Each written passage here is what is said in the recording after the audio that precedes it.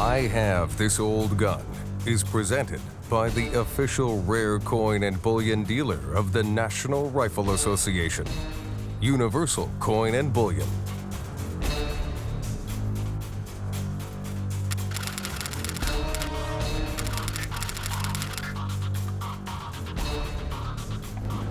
When it comes to machine guns, really no gun has a track record like the Browning Model 1919. Developed in the 1920s, it saw us through World War II.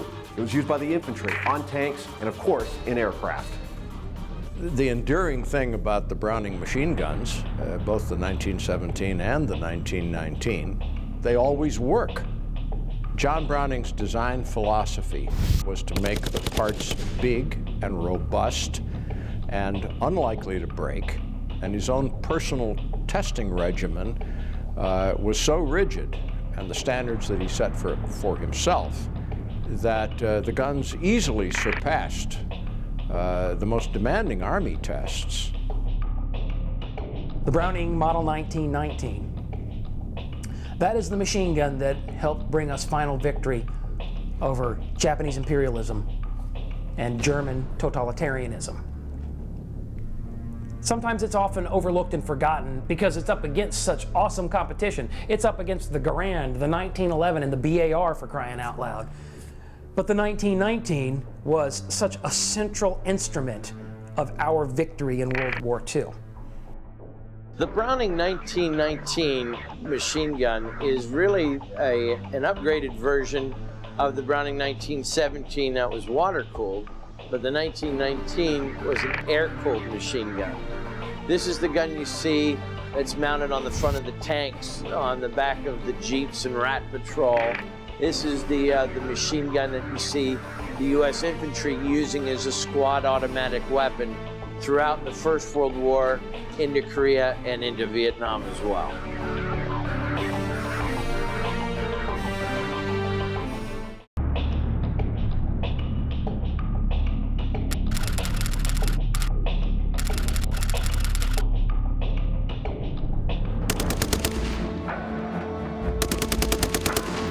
The 1919 and 30-06 was the prime machine gun of all U.S. forces during World War II. Initially, the guns were the water-cooled Browning 1917A1s, but as production ramped up on the 1919, and it ramped up, the industrial might of the U.S. Economy being put behind a gun like this. You had companies that had never made guns making the 1919.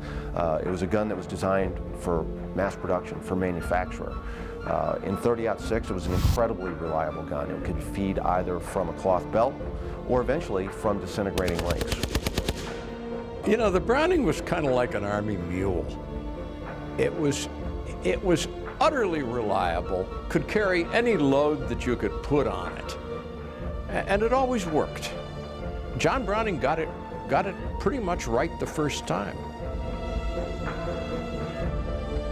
This belt-fed, full automatic machine gun weighed 31 pounds, not exactly a light weapon by any means.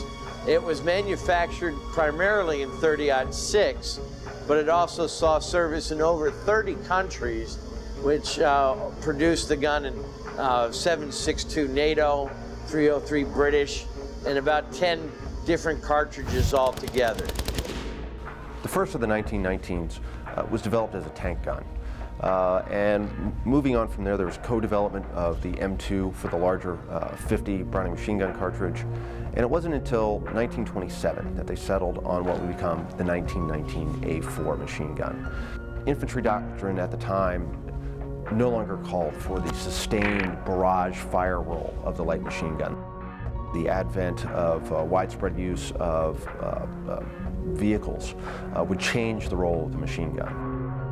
I think one thing that often gets overlooked about the 1919 is that you also had a machine gun that was adaptable, because the 1919 undergoes evolution.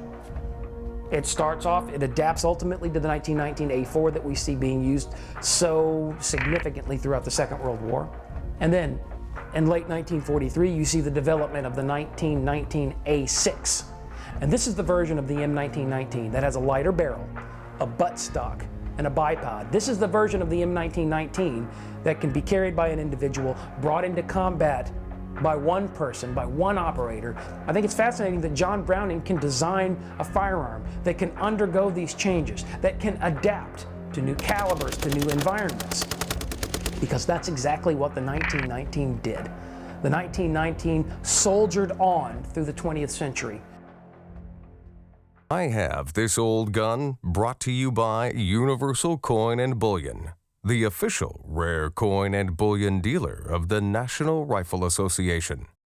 Visit us online for other I Have This Old Gun videos at AmericanRifleman.org.